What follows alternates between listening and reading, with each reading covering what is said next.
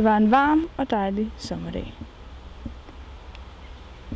Lille Herr Kanin var ude at gå en tur i skoven. Fuglene fløjtede, og bierne summede. Herr Kanin var frygtelig tørstig. Hvor er jeg så tørstig. Så han gik ned til søen.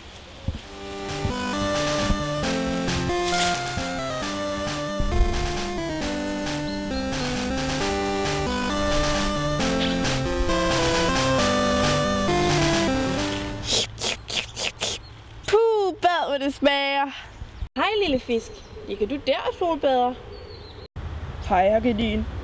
Nej, jeg solbader slet ikke. Jeg er rigtig syg, fordi de væmmelige mænd har alt muligt i min sø.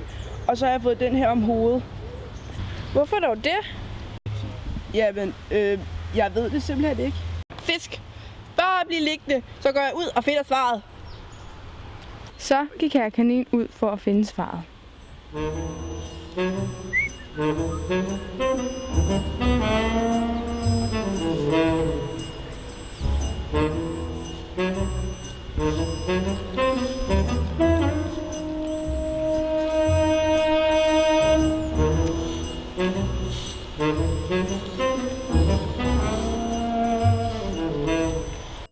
Hej landmand. Hej, bitte kanin. Hvad laver du? Jamen, jeg sprøjter lige bakken med lidt pesticider.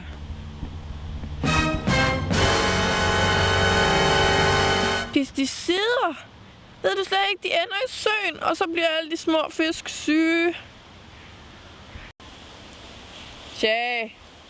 Tjo. Det er jo ikke kun mig, der gør det. Han gør det også.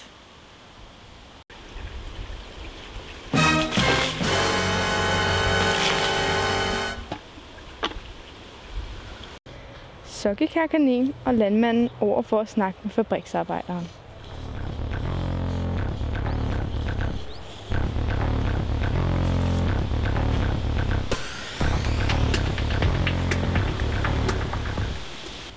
Hej, herr fabriksarbejder.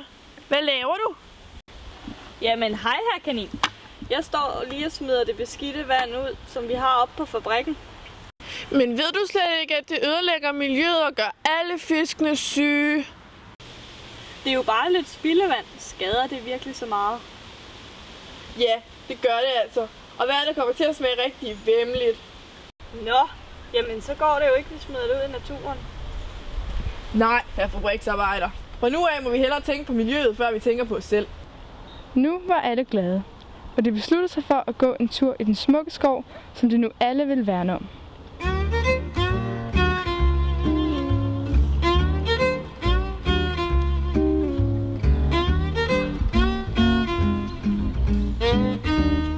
Men så mødte de pludselig Gudrun.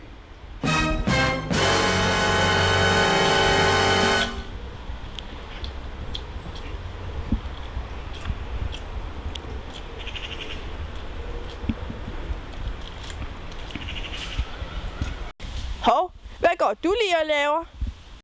Hvad mener du? Jamen, du smed lige det papir. Naturen er ikke en skraldespand. Hvis du sviner i naturen, ødelægger du miljøet og gør fiskene syge. Ej, men det gør alle andre jo også.